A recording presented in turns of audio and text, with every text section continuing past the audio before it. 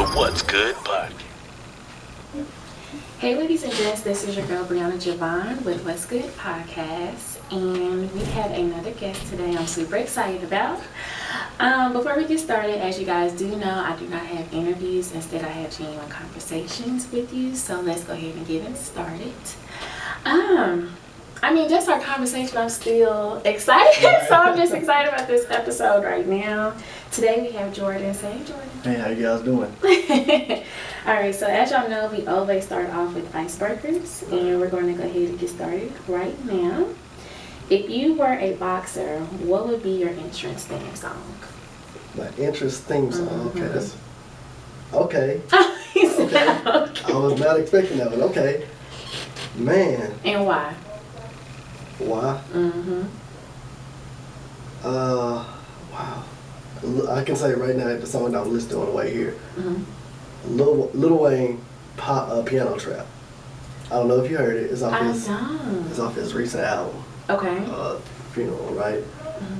Why? I don't know. The song just does. Lil Wayne is like one of the greatest ever to do it. Period. You know, and I'm a big Drake fan, but Lil Wayne is a pioneer. Now Drake, that's my best friend. Yeah, I couldn't think of any Drake songs that really I would come in on, but Lil Wayne Piano Trap, just cause who he is, how that song, what that song just does to my spirit or something. So it just, I would walk into that song. It's like a motivational. That's not really motivating. He's just saying a bunch of stuff. But I like the beat, and he just, you ready? He just riding. It's a wave. You know what I mean? He just riding it. So that's I can say that one. Nice. I can say that one. Alright, so we're going to go ahead and get into our genuine conversation. I got to get a background to the people before we get started. So, I'm not sure if y'all saw, it was last year, maybe October, we coming up on the year. It was in August? You know what? It was, because it was around my birthday. Okay. It was a week before your birthday. It was. That's so crazy. Well, happy 1 year anniversary to us. But Jordan, well, first off, Becky had tagged me, Becky the poet, shout out to her. She tagged me into a contest, and when I went to the contest, it was a gentleman in front of a camera saying, hey guys, basically we're gonna give back to the community as long as you have a website. What else? Social media. And you need to email my company. My company email and tell us about your business. And so when I saw it, I was like, nah, I'm not going to do this. I'm just a little podcast. There's other people that's doing way more than me, but something told me to do it anyway. Well, as y'all know, I won, and it's been amazing ever since. Like, I just told him before we press play, he has changed my life. So with that being stated, I'm so serious. So with that being stated, we have Jordan today, and I just want to say it again for the record that I'm very, very grateful for you. And we're going to get into the contest because you did it again this year. Right. But I want to know, as we always start our conversations, who is Jordan Boone? Well, I'm a brother, I'm a son. You want in regards to that, or just? Yes, let's do it. Because you're more than just, the business and all this other stuff. You're a person at the end of the day. Right. So, yes. A brother, a son, a friend. I believe I'm a motivator. And, of course, a business person. I got into business, when I graduated college and everything a few years ago. So, ever since then, it's just, that's what it's been on, and making sure that not only me, but like my family, my friends, people that I'm very close with, the people that I just meet along the way, have all the resources they need in order to succeed in whatever they want to do. You know what I mean? So I think that's really what defines me. I guess a giver, you could say. Yeah. So I can definitely agree. Yeah, that's what I am. Who I am. So with that personality trait, is that something that you saw within your circle that you kind of like grew into? Because I know for me, I'm such a person of service to people because I've seen my cousin do it, my mom do it, my dad do it. Right. So how would you explain the giving part for you? I don't know. It's just something that when I kind of sat down and had that, self-actualization, that audit with myself, I just realized, and just a little while back, I kind of realized of what brings me the most happiness and what brings me the most joy. Because I know what I can do on my own. I know what I can accomplish and that, but is it going to go in vain? Like, what did I do for others? You know? So that's what I think that act of service started coming out of me more, especially during this pandemic. Like, it's been crazy because a lot of people have been going through it. Like, it's a real thing going on right now. It is. As far as people losing jobs, losing businesses, closing left and right. That's true. Money, everything. You know, so I think that's when I really started getting even deeper in that role. Yeah. You know. And so, like you mentioned, as far as the pandemic, how are you surviving mentally? Because some people are like, oh, I'm just doing good, and really that's not, excuse me, the truth. Right. Because when you watch the news, you see people dying from it. Right. And when you watch the news, you see people losing their jobs because the unemployment rate is going up. Right. And so mentally, how are you doing, and how are you surviving during this time? I've grown a lot mentally. Especially last year, I did a lot of growing last year mentally. When we met, I was still going through a lot.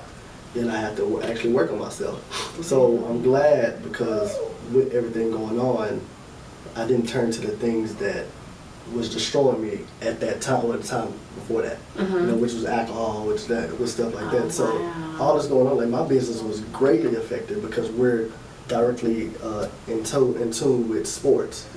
So when there's no sports, we're not making any uniforms. So it's mainly me thinking about, okay, not only myself, but the people that work with me, the future of it, because we was having a record year until they had the stay at home order or whatever.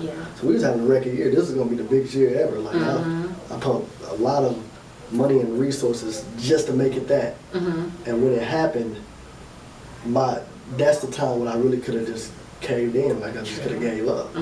But I didn't. I just kind of chilled and just focused on, okay, what can I do for other people? What can I make sure that these people that's with me are good?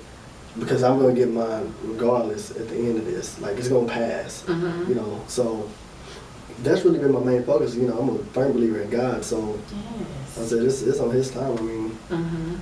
So I feel like that's a lot as far as like a CEO to have the responsibility of other employees as well, to make sure that they're safe and they're strong, and let them know as far as faith, we gonna make it. Right.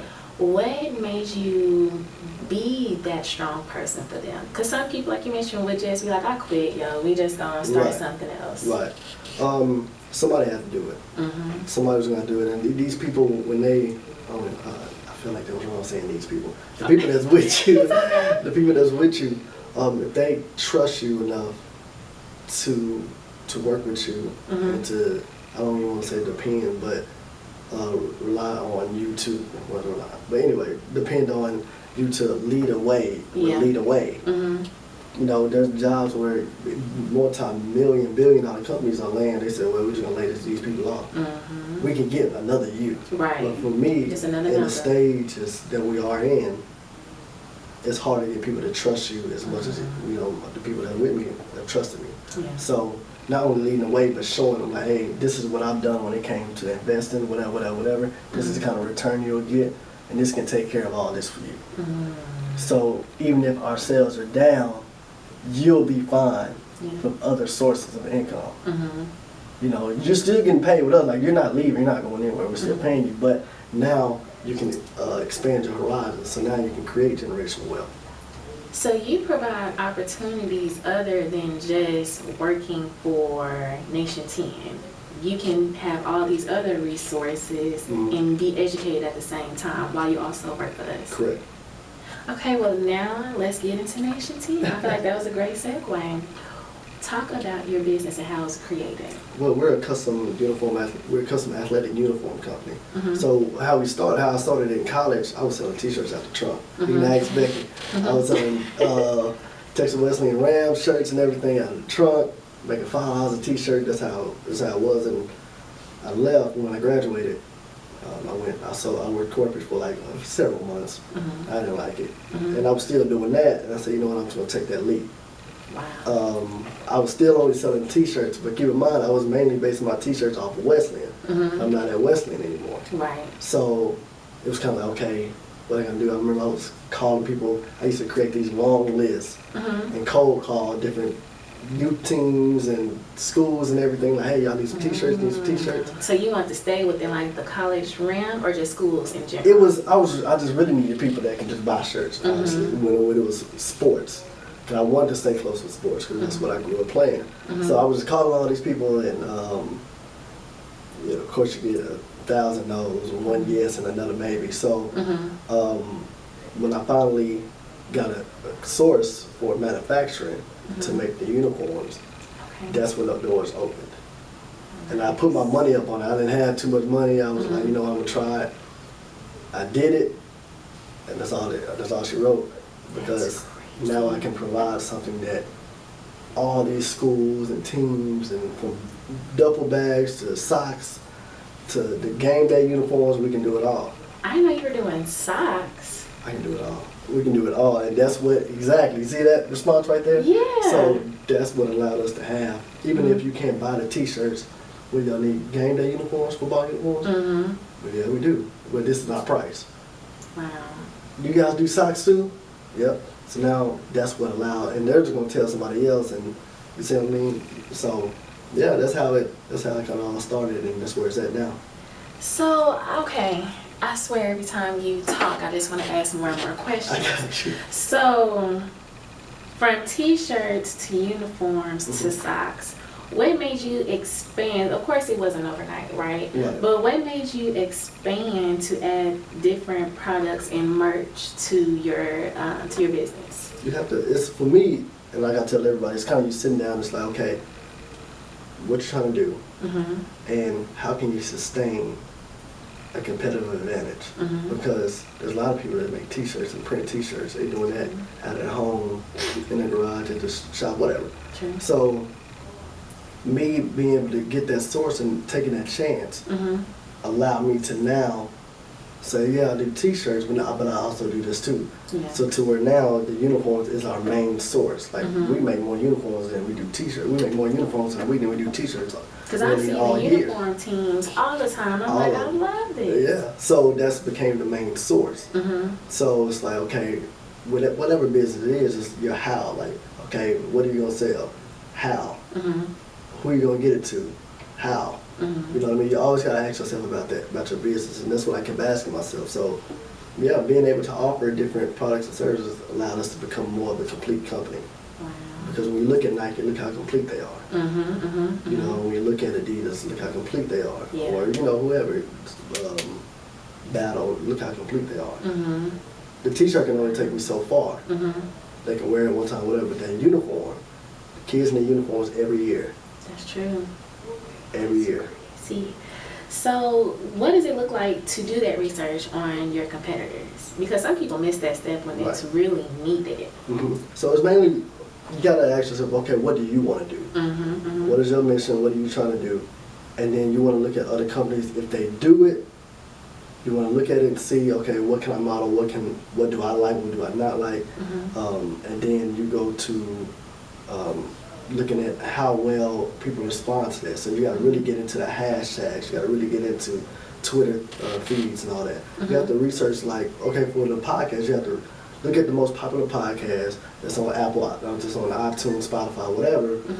What are they talking about? Who are they having on? How often are they coming out with the content?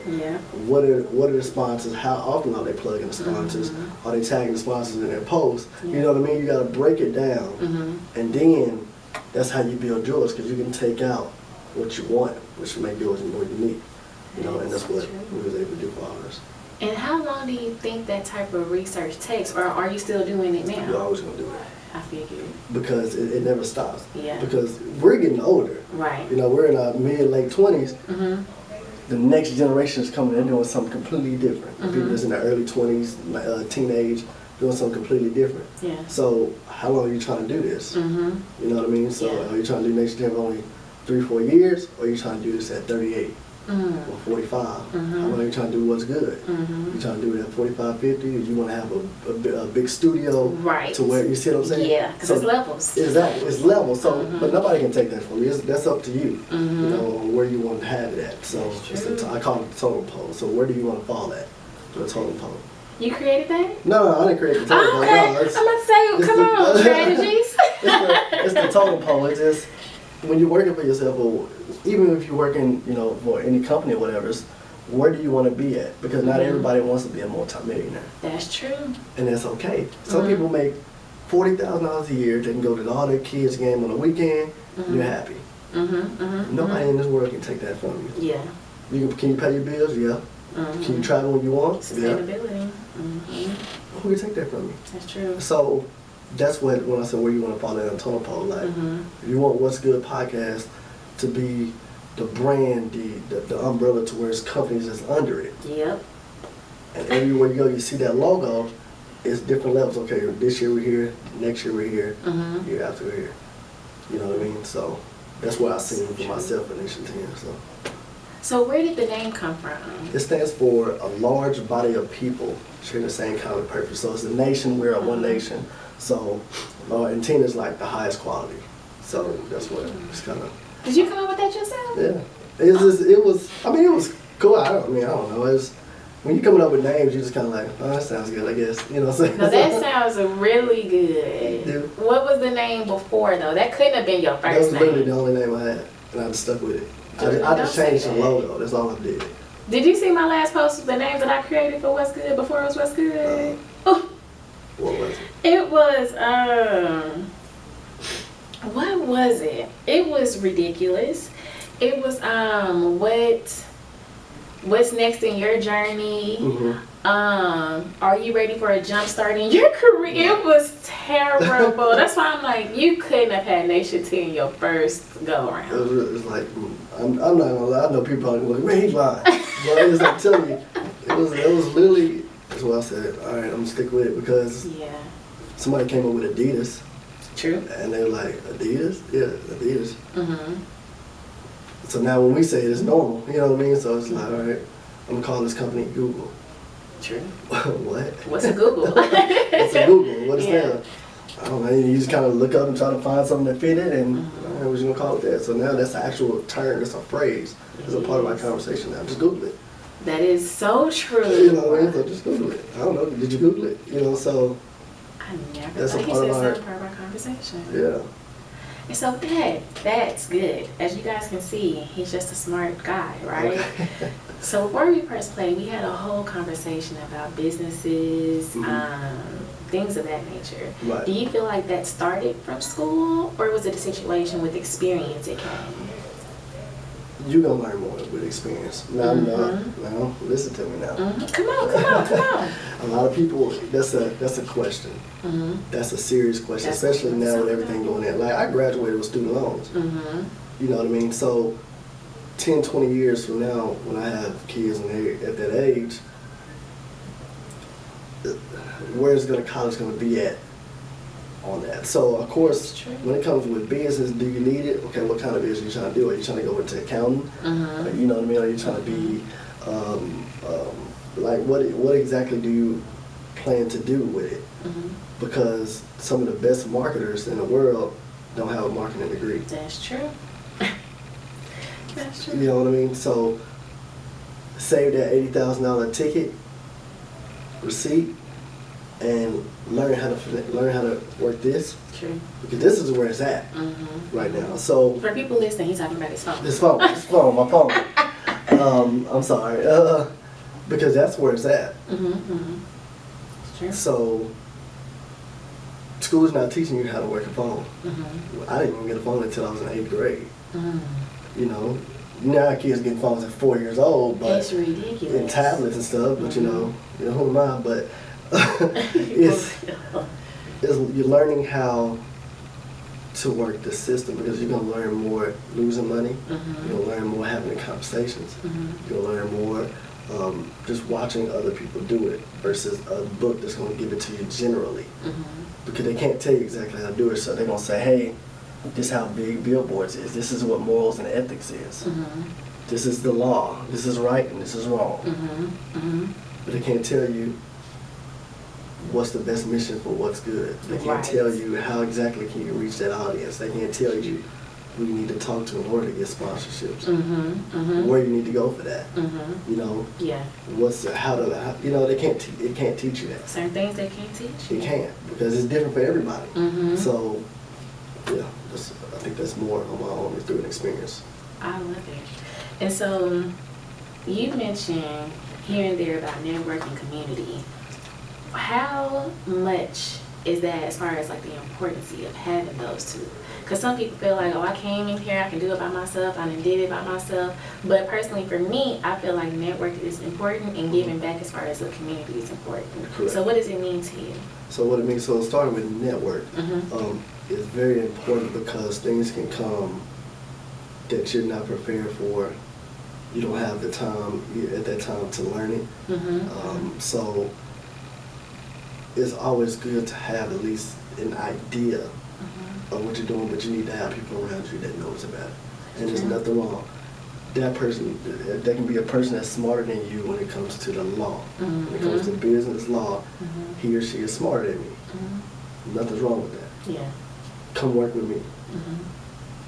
I will pay you to make sure that we are good, all my T's are crossed and all my I's are dotted. Yeah. That person is a better marketer than me. We all have strengths and weaknesses. That's true. So the moment we say, well, I'll just do it on my own, I do it on my own, something's going to have a fall off. Because my biggest strength is the meetings, the conversation, closing deals. So I need to get people that can do all the marketing, the photography, advertising, the accounting. Hire somebody to do that. Yeah. And go do what you're really good at, which is closing deals. So if you got people that can bring the deals to the table, hey, you need to meet so-and-so, I just need to get in front of them. So what did that process look like for you, knowing your strengths and weaknesses? Because people don't do self-reflection. So what did that process look for you? So it's mainly like, okay, what do I get the most? What do I hate doing? What do I hate doing? Like, I hate doing accounting stuff. Yeah. I just hate, I know how to do it, and like, yes, we can do it, but I hate. I agree. No. Yeah. You know what I mean? So it's, you can see it kind of bother me now. You can see my face. It's no. I don't want to do it. I'll do it, but I don't want to. If I had the choice, I would not. Yeah. So I have choice, so I'm not. You like doing it? Okay, you can do it. Right. Come on. Yeah. You see what I'm saying? So it was what I didn't like and then what do I really like? You know what I mean? So it's kind of like, what are the things that you can just, you'd rather not do? You found that out first, and then find someone that can do it. Because, you know, it's that term, what, jack of all trades, I think they call it, or whatever. Like, it's cool, but be great at something. That's true. Like, well, what is your foundation? What built you? At the end of the day, I got real estate, I got all the other things, but Nation Team is my baby. That's my foundation. Because if I didn't do that very, very well, I wouldn't have money to do with real estate. I wouldn't have money to do this and that and that. You know what I mean? Yeah. So I think when I first met you, we were talking about real estate.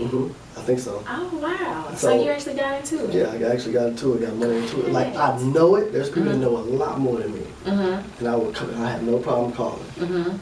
So I know the grasp of it. I know what my return is. I know this.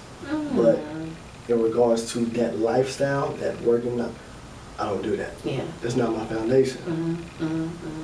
You know what I mean? Y'all are really good at that. I'm like, I can get in the game, but y'all are good at it. Y'all are stars. So you, like, pay it. Yeah. You know what I mean? So Nation 10, like, you want to know about that, you're going to pay me. Yeah. If you want to know about podcasting, they're going to pay you. You know what I mean? That's what you're really good at.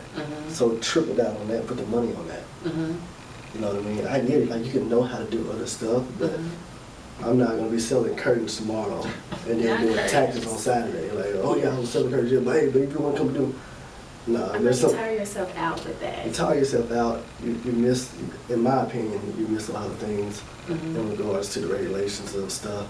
Yeah, because you have to learn about all of that. You got to learn about all of it. And if I'm a mechanic on Monday and then I'm doing taxes on Tuesday and then I'm doing tile work and home renovations on Wednesday, it's kind of like when you have time. Yeah. So, in my opinion, like, you can know how to do, like, I know how to do a lot of stuff, but do I want to do it? do I want to do it? It's a difference. I'm not going to be taking jobs. Like, I know how to lay tile, I know how to do sheetrock, I know how to do all that home renovation stuff and all that. I know how to do it, but I'm not. You are a jack of all trades. But I'm not advertising yeah. to do all That's that. a difference. You see what I'm saying? Mm-hmm. Like you do it for yourself. I'll do it for myself, and like, okay, if a friend needs it done, I'll do it. Mm-hmm. But I'm not trying to build a business out of it where I gotta go. Yeah. You know what I mean? Mm-hmm. Mm-hmm. If I do build a business, I'm gonna hire people like y'all gonna do that. I just own the business. You see what I'm saying? Good. Yeah. Because So, I've had a conversation with somebody about, you know, just doing a lot as far as marketing. Right. And I'm like, I can do it, but it doesn't mean that I want to do it for everybody. Mhm. Like I'll do it for some close friends that ask me, Right. and I'm the strategy person. Right. I can put a strategy together for you in a second. Exactly. But sitting there at the computer and making designs and sending it to you, and you like, okay, tweak this, tweak that. I'm Yeah. like, okay, that's like a whole different thing.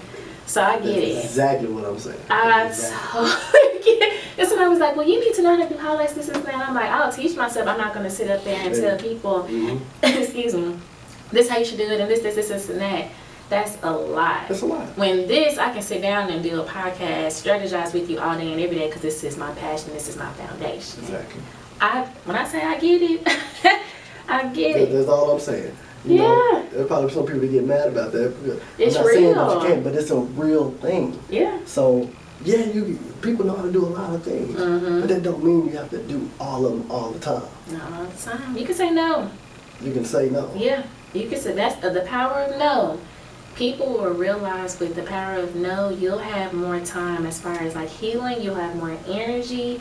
You'll feel better about yourself because you're not stringing yourself along to everybody to say yes. Mhm.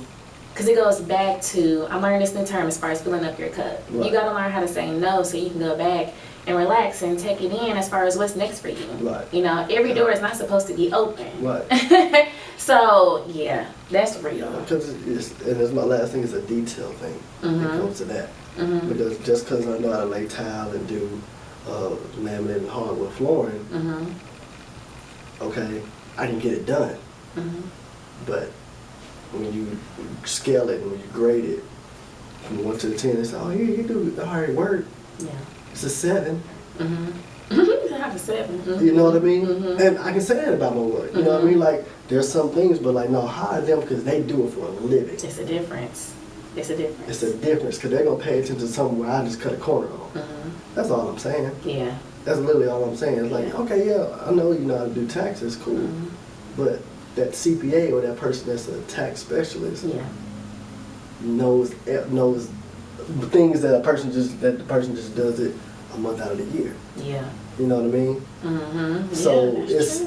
for people. It's a service. Yeah, it's a service for people with businesses and stuff like that. It's a difference. Mhm. We write off some tax credits. It's just well, we write all this off, but this person gives you more tax credits though, Mhm. and that counts as well. You know what I mean? So Yeah. it's just like that's all I'm saying. It's a detail thing. It's just breaking it down. That's all I'm saying. I mean, it really helps me as far as like the next question. When do you come to grips that it's okay to pay somebody? Because we do feel like we can do it all by ourselves. Mhm. But sometimes you have to be like, you know, take some stuff off your desk, take some stuff off of what you got going. When do you come to a realization that, hey, I do need somebody and I actually need to pay somebody? When, in my opinion, Excuse you me. feel that you want more time. Mm. Because yeah, we got 24 hours in a day. You can maximize it. 16-hour days all you want. Yeah. But at what expense? Like what are you missing? Yeah. You know, I look back and there's a lot of things that I missed, a lot of birthdays that I missed, or family gatherings that I didn't go to because I was working on taking things that I had a passion for doing. Yes, yeah. So now I do the things that I'm really good at, Mm-hmm. and if I have time for it, I'm gonna go do that. Yeah. Because my mom's only gonna be here for so long. That's true. My dad's gonna be here for so long. You know, my nephew's only gonna be little for so long. So Yeah. it's like, all right, go to his first football game. Mm-hmm. You know, or you're gonna be working on tile. That's not your main profession. Yeah. It's just not. You know what I'm saying? So that's all I'm saying. It's for me. This is how it was for me. Nation 10 is my thing. I can do all the other stuff, but I'll do it when I have the time. Like, y'all look out for me. I got you, Brianna. I'll do it for you. Yeah, because you are. And that, you know, as far as community, you give back to strangers. Mm-hmm. You make sure you provide resources. Excuse me. You provide resources to people. you bought my whole equipment situation. I didn't even know what to say. I was like, you know what? I was not prepared. And he was like, okay, if you remember what it looked like, okay, get it. And I was like, okay. And so I feel like with community, family, friends, strangers, you have that as like A1. You're so